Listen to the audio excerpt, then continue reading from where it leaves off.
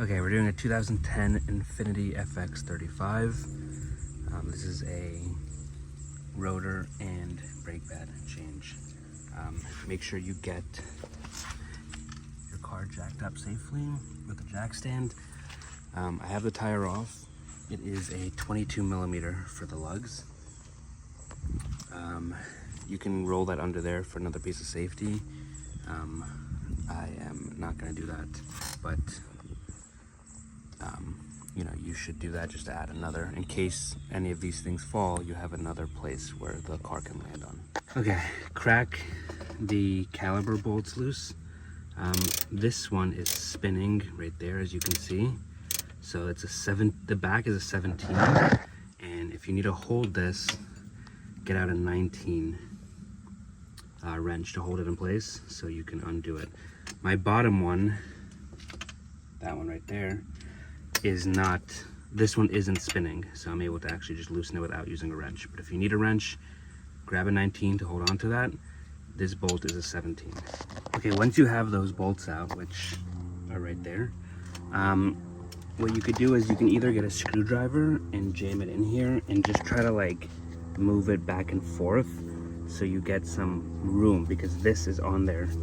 It's, you know, pressed up against it. It's really tight. I'm gonna go get a screwdriver right now to shove it in there and make room. But yeah, you should definitely, you get it in between this hole, get it in between the pad or the rotor or whatever it is, and just try to make room. If that doesn't work, because I don't know if it'll work here with all the rust, you can also get it right here and just try to pry it up. It's like to pry this away, and then do the same thing on the bottom, and this should just come up. And because this is so short, this brake wire, it's not like normal cars, or at least any other car I've really dealt with. It's usually, I like to put the caliper on top of, you know, something up here. And it actually will go here, but if you're taking off the rotor, you can't put it here. So I like to actually just shove it right here. Like, it'll just sit on this. And yeah, or if you have something to hang it, you know, you can obviously hang it from, you know, from here or from the strut, you know, whatever you need to do. But just be careful, because that is very short. Okay, once you have the caliper off, you can take out the brake pads, but keep in mind what you're seeing here. So I'm seeing right away the wear indicator is on the top, you know, facing the top of the car. And it's like that on both sides. I can get it. Yeah. So just keep that in mind. Also, you'll see right here is that this bracket that holds the pads in place has a little ear that's about to pop out when I take out this pad. Remember that bracket that has the ear, you know, the little like thing sticking out, is on the top part, not on the bottom part. So I'll show that right now when I take this out. You see that? Whatever, you know, whichever bracket that you have that has that goes on the top, and the bottom one doesn't have that. Also remember, the wear indicator goes on the top part. Okay, so once you're up to this part, when you have to take off the bracket bolts and the bracket itself, it is two 22 millimeters. So this is one, and the other one is right behind this brake line right here.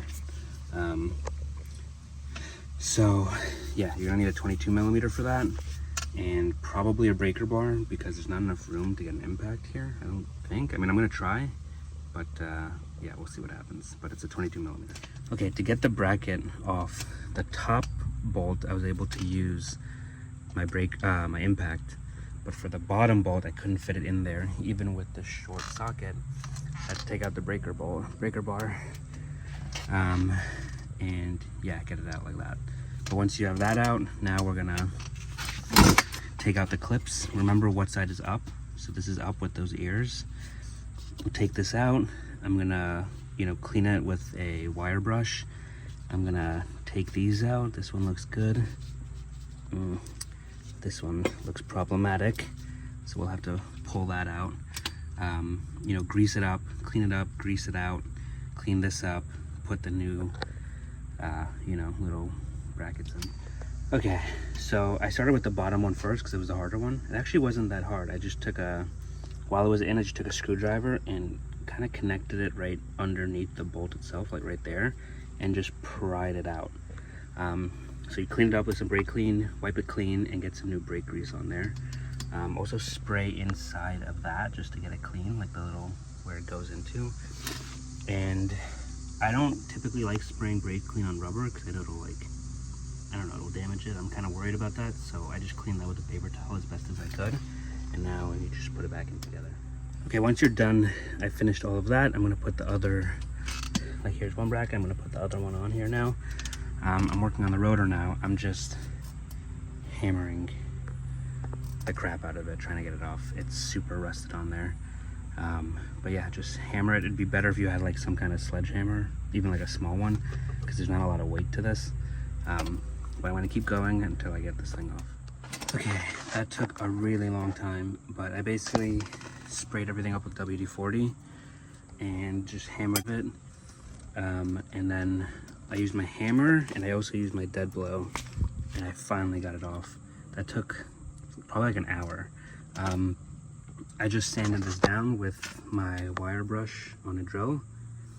I cleaned that up as much as possible, and I cleaned up this part, this ring, also as much as possible. I'm gonna use some anti-seize all over this, and also that little like lip, just so that if I have to do this again in the future, it won't be as hard. But yeah, I guess next part is getting the rotor on. Okay, got the rotor on. You can still see I have some anti-seize on the lip. There's also behind the rotor. Before you put the rotor on, make sure to spray it with brake parts cleaner or brake clean, whatever you might have, like it's the name brand. Spray this side and the back side and clean it with a paper towel, and then use gloves when you put it on. You don't want to get oils on this. I mean, it's not the end of the world if you get your hand oils on it, but you know, safer the better. Right now I have 2 lug nuts on to hold it on, and I'm going to start putting everything back together. Okay, brackets back on. I just tightened these up as hard as I could with the breaker bar, the bottom one with the breaker bar, and the top one I just did with the impact. Mine doesn't have settings. I just did it until it didn't really want to move anymore, and then I tested it with my breaker bar, and I couldn't move it anymore, so I think that's good. Now I'm going to do the brake pads and then get the caliper compressed and on. Okay, I'm doing the brake pads first. I'm starting off with the backside one. So if you see the wear indicators on the top, all I'm putting grease on right now is the bottom ear. Okay, so I do on this side, on the top, and on the back, and then we'll apply grease to the back afterward. Basically because it's kind of hard to get this thing in, and then you have grease on the back and you're getting it all over your fingers, and just it's not a good time. So get everything in, and then once it's seated in its position, grease up the back. Okay, I finished the back side. Now I did the front side. As you see, I greased up the air again. Seat that first, and then like almost on an angle, this is not going to be seated in yet. You have to push that little ear, like that little piece that's sticking out, inside the loop like that, and then you push it in and kind of just like put your weight into it, because it's kind of hard to get in, but it should look like that. Remember, wear indicator on the top, get that little hook thing hooked inside the little wear indicator. Now I'm gonna grease up the back and I'll show you what it looks like. Okay, this is what the pad looks like now that it's greased up. Now we're gonna compress the caliper and probably, clean it up a little bit with a wire brush and then slip it back on.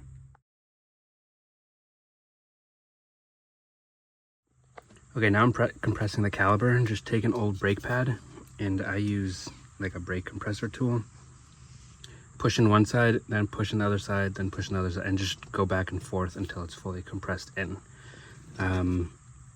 You can also use channel locks, or maybe one of those C-clamp things, but this is what I have, so that's what I'm using. Okay, everything's compressed. I cleaned it up as best as I could. Nothing else really wants to come out with the wire brush.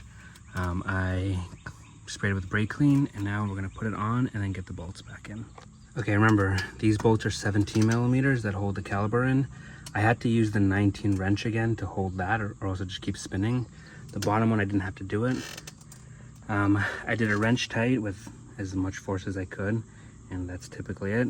I don't know the torque spec, but if you need to know that, look that up. This is the passenger front. So that if you have drilled and slotted, this is the direction that it should look like when you're in the front right side. Okay. Now we'll just get the wheel on. The wheel is a 22 millimeter. And yeah, not such a bad job. If you live in the Northeast, get ready for that rotor to be a pain.